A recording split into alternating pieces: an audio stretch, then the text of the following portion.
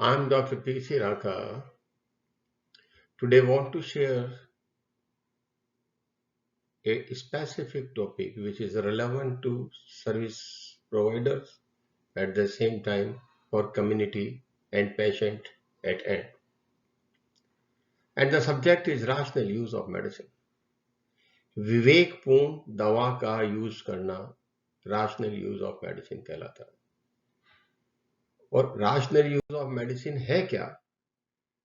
किसी दवा का एप्रोप्रिएट इंडिकेशन में काम में लेना, एप्रोप्रिएट दवाई काम में लेना, एप्रोप्रिएट एडमिनिस्ट्रेशन का तरीका रखना, जो मांसपेशी में लगना है, नस में लगना है, या मुंह से देनी है, भोजन से पहले देनी है, भोजन के बाद देनी है, क्या खुराक में देनी है, दिन में 3 बार देनी है, 4 बार देनी है, 2 बार देनी है, कितने समय तक देनी है, ये सब चीजें वो विवेकपूर्ण दवा देने के संदर्भ में काम में लिया जाता है। किस प्रकार का पेशेंट, उम्र क्या है, साथ में प्रेगनेंसी है कि नहीं, और कोई लंबी बीमारियां तो नहीं है, इम्यूनोलॉजिकली कॉम्प्रोमाइज जैसे गठिया का रोगी, कैंसर का रोगी, गुर्दा प्रत्यारोपण का रोगी, इस तरह की परिस्थितियों में भी दवा को बहुत विवेकपूर्ण तरीके से और राशनल यूज ऑफ मेडिसिन करना चाहिए। पेशेंट की पूरी इंफॉर्मेशन दवा लिखने से पहले लेनी चाहिए। क्या वह दवा पूर्व में उसको रिएक्शन कर चुकी है, क्या वह उस दवा के पूर्व में काम में लेने से गुर्दे पे, लीवर पे, मस्तिष्क पे कहीं भी किसी भी रूप में एलर्जी के रूप में कोई असर हुआ हो, इन सब चीजों को ध्यान में रखते हुए चिकित्सक दवा का उपयोग करते हैं और इसे ही कहते हैं राशनल यूज ऑफ ड्रग या विवेकपूर्ण दवा का उपयोग। पुराने कई उदाहरण हैं जो हम दे सकते हैं जिसमें अविवेकपूर्ण दवा का उपयोग करने से मलेरिया की क्लोरोक्विन से रेजिस्टेंस हो गई, टीबी की दवाइयों का टीबी के रोगियों में रेजिस्टेंस हो गया, एचआईवी एड्स के, गोनोरिया के रोग में दवाइयां जो दी गई उनसे रेजिस्टेंस हो गई, निमोनिया में पेनिसिलिन की रेजिस्टेंस हो गई, दस्त रोग के अंदर काम में लिया एम्पेसिलिन को ट्राइमेक्सोजोल, उससे रेजिस्टेंस हो गई। तो इन सब चीजों को ध्यान में रखते हुए भी हमें दवा का उपयोग करना चाहिए। फिर अविवेकपूर्ण दवा का उपयोग क्या है? अविवेकपूर्ण दवा का उपयोग यह है कि अगर किसी परिस्थिति में दवा की जरूरत नहीं हो और हम दवा दें, जैसे कमर के दर्द में अगर व्यायाम से, सेक से, लोकल एप्लीकेशन से अगर ठीक हो सकता हो तो उसमें दवा की जरूरत नहीं है, वह अविवेकपूर्ण कहलाएगा। The use of wrong drugs for a specific condition, कोई खास परिस्थिति में दवा का गलत उपयोग करना, use of drugs with doubtful and unproven efficacy, कई बार उस दवा का उपयोग नहीं मालूम होता है उस परिस्थिति में और हम एम्पेरिकल बेसिस पे कि हाँ ये दवाई असर करेगी दे देते हैं। The use of drugs for uncertain safety status, कई दवाइयों का हमें सेफ्टी स्टेटस मालूम नहीं होता, दवा की शीशी पे, दवा के पत्ते पे ये लिखा हुआ होता है कि भाई इसमें ये सेफ्टी मेजर्स को ध्यान में रखना चाहिए, फिर भी दवा दे दी जाती है। Failure to prescribe available safe and effective drugs, उपलब्ध है कुछ दवा पर उसका सेफ्टी और उसका असर उस रोगी में क्या होना है वो मालूम नहीं हो, ऐसे में भी अविवेकपूर्ण दवा का यूज कहलाया जाता है। और इस अविवेकपूर्ण दवा को काम में लेने के क्या बुरे असर हो सकते हैं,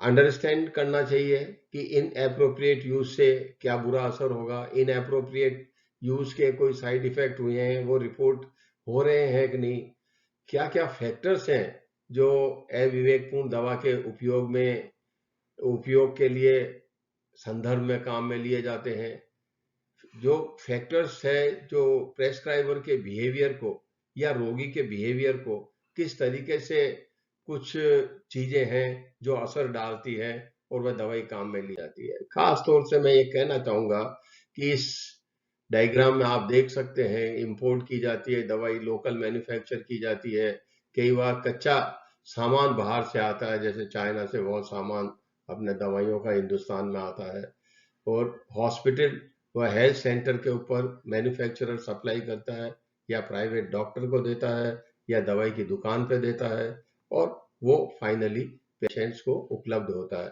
पर क्या क्या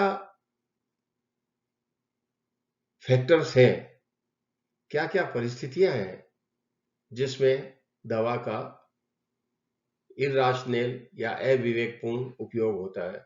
जैसे प्रायर नॉलेज आदमी की जो फिक्स होती है। हमने जब एमडी किया था तो कुछ दवाइयां ऐसी थी जो जुकाम खांसी में काम में ली जाती थी, वह आज काम में नहीं ली जाती। हैबिट्स जो चिकित्सक की लिखने की आदत पड़ गई है कि भाई इस तरीके की दवाई लिखना है, किसी में मल्टीविटामिन लिखना ही है, बी कॉम्प्लेक्स लिखना ही है, ताकत की दवा लिखनी है। तो एक हैबिट भी एक तरीके का एक फैक्टर होता है जिससे अविवेकपूर्ण दवाई लिखी जाती है। कई सामाजिक कारण होते हैं, रोगी हमारे पास आते हैं, साहब हमको बोतल चढ़ा दो, हमको ताकत का इंजेक्शन लगा दो, हमको एनाबॉलिक इंजेक्शन लगा दो। तो ये कुछ फैक्टर्स ऐसे होते हैं कि साहब कुछ हम गोली नहीं लेंगे, उनके यहाँ प्रचलन है कि शीशी या बोतल ही लेंगे।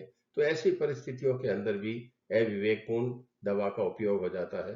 कई बार इकोनॉमिक और लीगल फैक्टर्स भी होते हैं जिससे मरीज दवा नहीं खरीद पाता और उसका ऑल्टरनेटिव हम देते हैं वो अविवेकपूर्ण हो जाता है या इराशनल हो जाता है। Relationship with the peers, doctors आपस में डिस्कस करते हैं या हेल्थ प्रोवाइडर्स आपस में डिस्कस करते हैं। कई बार रोगी आपस में अपने पीयर ग्रुप में डिस्कस करते हैं और उस तरीके से भी ट्रीटमेंट के अंदर इराशनल यूज दवा का हो जाता है। इंफ्रास्ट्रक्चर या ना दवा की उपलब्धता, वर्कलोड, चिकित्सक पे जो दवा का मरीज देखने का जो भार होता है, ये सब भी फैक्टर्स हैं जिससे अविवेकपूर्ण दवा का उपयोग हो सकता है। कई बार फार्मा इंडस्ट्री का भी एक तरीके से टीचिंग होती है एमआर के माध्यम से चिकित्सक को, और वो पूरा साइड इफेक्ट नहीं समझ पाने के साथ दवा का उपयोग होता है। तो इस प्रकार मैं कह सकता हूं कि कई फैक्टर्स हैं जो दवा के अविवेकपूर्ण यूज को प्रोत्साहित करते हैं। वह चिकित्सक स्तर पे और रोगी स्तर पे इसका ज्ञान होना आवश्यक है। ये फैक्टर्स हैं, जैसे पेशेंट रोगी कहता है भाई हमको इस तरीके की दवाई लिखो, प्रेस्क्राइबर्स के एंड पे फैक्टर्स होते हैं जैसे लैक ऑफ एजुकेशन है, लैक ऑफ ड्रग इंफॉर्मेशन है, हैवी पेशेंट लोड है, जनरलाइजेशन ऑफ लिमिटेड जो बिलीफ्स हैं, जैसे भाई वायरल फीवर में एंटीबायोटिक देनी है क्योंकि आगे जाके निमोनिया होगा। इस तरीके की कई चीजें हैं जो हमको दवा यूज में फर्क करती है। कि कुछ मैं उदाहरण भी देना चाहूंगा जो रोगियों के और सर्विस प्रोवाइडर दोनों के ज्ञान के लिए है कि over use of antibiotics and anti diarrhoeal, जबकि बच्चों में डायरिया की जरूरत ही नहीं है। 5 दस्त अगर एक दिन में होते हैं और उसमें रक्त नहीं आ रहा, खून नहीं आ रहा है, तो एंटी डायरियल की जरूरत नहीं है, आप रिहाइड्रेशन ही दीजिए। Indiscriminated use of injection for malaria, गांव में देखा जाता है कि सर्दी देके बुखार आया और मलेरिया का इंजेक्शन लगा दिया, उससे क्लोरोक्विन रेजिस्टेंट मलेरिया डेवलप हो जाता है। कई बार एक रोगी के 4 रोग होते हैं तो वो चार पर्चे लेकर के चलता है, तो कई बार कई दवाइयों का ओवर प्रेस्क्रिप्शन भी हो जाता है, इसको भी ध्यान में रखना चाहिए। Use of antibiotics for mild non bacterial infection, जैसे जुकाम खांसी है, अगर वायरल है तो एंटीबायोटिक की जरूरत ही नहीं है। आपको कम में कम 3 दिन तक बुखार में, अगर वायरल समझ में आ रहा है और कोई ऐसा अननोन बुखार का कारण नहीं है, जैसे भाई पेशाब का इन्फेक्शन आपने पता लगा लिया, फेफड़े का इन्फेक्शन, चमड़ी का इन्फेक्शन ये पता लगा लिया, तो कम से कम एंटीबायोटिक 3 दिन तक नहीं देनी चाहिए। Tonics and vitamin for mall nutrition का कोई रोल नहीं है क्लिनिकल प्रैक्टिस के अंदर। Unnecessary use of expensive medicine, expensive anti hypertensive, expensive me too drugs, मतलब जैसे ओमिप्रिजोल, पेंटाप्रिजोल, लेंसाप्रिजोल, इसमें जो भी मीटू ड्रग्स है जिनका सबका एक ही असर है कि पेट में एसिडिटी कम करना, तो जो इकोनॉमिक है उस तरीके से उसको काम में लेना चाहिए। देखिए इस फिगर में कितना हाई इंसिडेंस है एंटीबायोटिक को काम में लेने का। इसका असर क्या होता है रोगियों पे? अगर अविवेकपूर्ण दवा का उपयोग रोगी करता है तो मॉर्बिडिटी और मॉर्टेलिटी के चांस ज्यादा है शरीर में नुकसान के। फिर अति आवश्यक परिस्थितियों में दवा की उपलब्धता की शॉर्टेज होती है, जैसा हमने कोविड के अंदर देखा, कुछ दवाइयां शॉर्ट हो गई, जबकि वो अविवेकपूर्ण उपयोग भी कुछ हद तक उनका हुआ है। Risk of unwanted effects, adverse reaction, bacterial resistance, ये डेवलप हो जाता है कई बार। जबरदस्ती 1 2 3 एंटीबायोटिक एक पर्चे में हम काम में लेते हैं, और ज्यादा अननेसेसरली जब मेडिसिन की जाती है तो उनके साइकोसोशल इम्पैक्ट भी हुए बिना नहीं रहते हैं। अब देखिए किस तरीके से एंटीबायोटिक का रेस्पिरेटरी ट्रैक्ट इन्फेक्शन में उपयोग होता है, जबकि इसकी इतनी आवश्यकता नहीं होती है। तो कुछ परिस्थितियां ऐसी हैं जिसको हम कैसे सुधार सकते हैं। शिक्षा का जो है, चिकित्सक स्तर पे, सर्विस प्रोवाइडर स्तर पे, और साथ साथ रोगी के स्तर पे, दोनों स्तर पे ही ज्ञान होना चाहिए, और सारे फैक्टर्स हमको कंसीडर करने चाहिए, और किस तरीके से हॉस्पिटल लेवल पे, सर्विस प्रोवाइडर लेवल पे, गवर्नमेंट लेवल पे, पॉलिसी मेकर लेवल पे राशनल यूज ऑफ मेडिसिन को प्रमोट किया जा सकता है। It should be evidence based standard treatment guidelines. आप अगर नहीं स्टैंडर्ड ट्रीटमेंट गाइडलाइंस फॉलो करेंगे तो मैं कह सकता हूं कि एक जुकाम के रोगी में 10 डॉक्टर के पास जाएगा तो 10 तरीके का उसके पास पर्चा होगा। Essential drug list based on treatment of choice, जो अति आवश्यक एसेंशियल ड्रग्स हैं उनकी लिस्ट होनी चाहिए। फर्स्ट ऑर्डर में इस लिस्ट से ही दवा का उपयोग होना चाहिए, जिस तरीके से प्रधानमंत्री जन औषधि योजना के तहत हो रहा है, या जेनेरिक मेडिसिन शॉप्स के माध्यम से हो रहा है।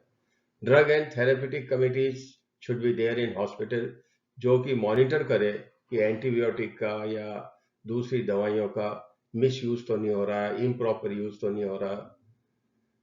इस संदर्भ में ट्रेनिंग भी होनी चाहिए चिकित्सक की, और फार्माकोलॉजी पढ़ाते के साथ साथ प्रेस्क्रिप्शन राइटिंग का भी एक अध्ययन होना जरूरी है, ज्ञान देना जरूरी है।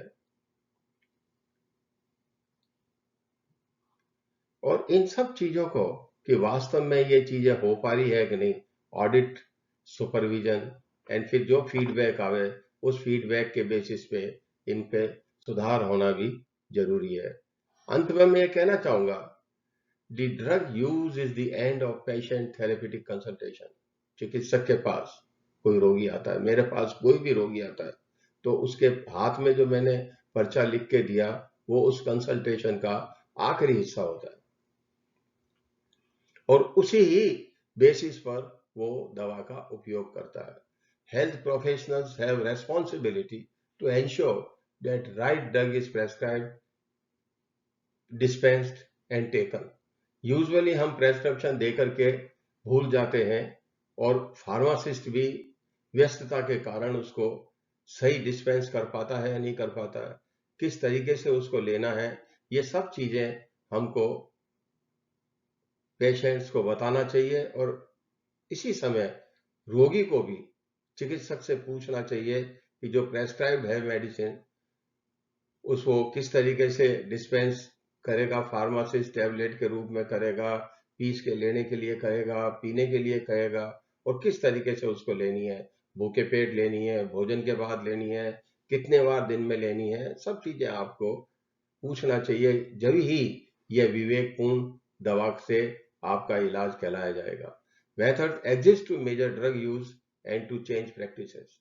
बहुत है, शेड्यूल एक्स की दवाइयां हैं जिसका मॉनिटरिंग होता है, किस तरीके से उनको यूज करना चाहिए, क्या उनकी वजह से गलतियां रोगी को होती है या सेवा देने वाले के माध्यम से होती है। इन सब चीजों को रेगुलेट करने के मेथड हैं। एडवर्स ड्रग रिपोर्टिंग अपने देश में इतनी कम है कि पता ही नहीं लगता कि इस दवा का दुरुपयोग हो रहा है या इस दवा का क्या साइड इफेक्ट हो रहा है, और इस दवा का साइड इफेक्ट के लिए आगे क्या एक्शन लिया गया है।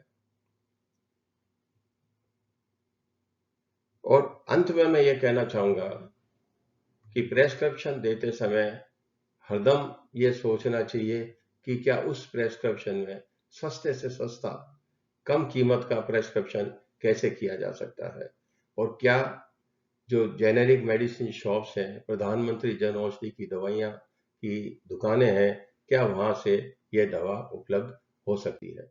धन्यवाद।